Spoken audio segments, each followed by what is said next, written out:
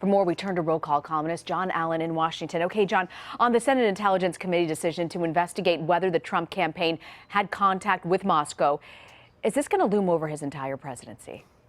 Look, I think it's going to loom over the first part of the presidency. It's something that Democrats are obviously certainly interested in, but also Republicans are interested in, not just because of the question of the degree to which Russian influence may have made Donald Trump the president or helped him along to become the president, but just the idea that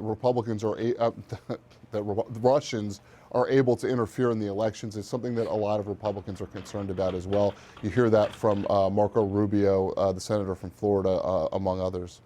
So, John, what happens if the Senate does find evidence of some undue influence by Russia? Would that change anything? How would that work? No, it's not going to change anything in terms of the political outcome. Donald Trump's going to be the president of the United States. It will perhaps change things in terms of the United States' stance toward Russia, and particularly the congressional stance toward Russia.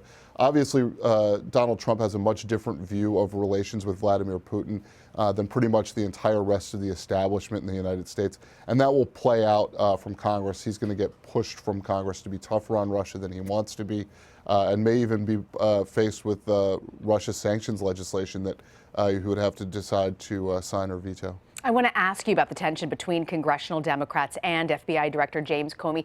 Do you think that Democrats could actually push him to resign? I think that Democrats would like to see him resign. I think a good number of Republicans would like to see him resign. Nobody's very happy with him. And the Wall Street Journal editorial page basically did call for him to resign and said, short of that, if he doesn't step down, that he should be replaced by President Trump. So this is a situation where the FBI director has really gotten himself in the crosshairs of both parties. I don't think he's going to step down simply because of some Democratic calls for him to do so. But it makes it harder for him to do his job. And frankly, I think there are very few people that have faith in his ability to do that job anymore. Is there a sense in Washington, John, that James Comey's career is over? That's a pretty big step to take in terms of Washington, where there are always second acts. That's very true. We see people come back from a lot of things, and in this case, there's no. There's nothing salacious or scandalous really about what he did, just a question of his judgment.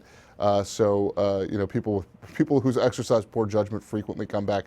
That said, I think there is a sense in Washington that his time as FBI director, whether under his own power or somebody removing him, is limited. You make a good reminder to all of us that this is a town of second acts in Washington. I want to ask you, though, also get your take on Mr. Trump's cabinet picks, some of them breaking with him on the ranks on certain policy issues like NATO, the Iran nuclear deal, even the Muslim ban. So what does this tell us about how his decisions will go down and how the people around him will choose to surround him? First of all, it's refreshing to hear that there are different ideas in an administration. We don't get that very often. We don't get to see that very often. I think you've identified the perfect question. Is Donald Trump going to run these cabinet agencies and push people who disagree with him on certain policies into the place where they're in line with what he thinks now? Or is he going to listen to them? And will their input have an effect on his policy? My guess is that there will be a little bit of both of those things, and ultimately the administration will have a policy that reflects the thinking of some of those cabinet secretaries as well as President Trump's current thinking, and that the administration will try to go forward with maybe not always one voice, but often with one voice. Sometimes, as Donald Trump has shown, there is some benefit to leaving your position a little bit cloudy.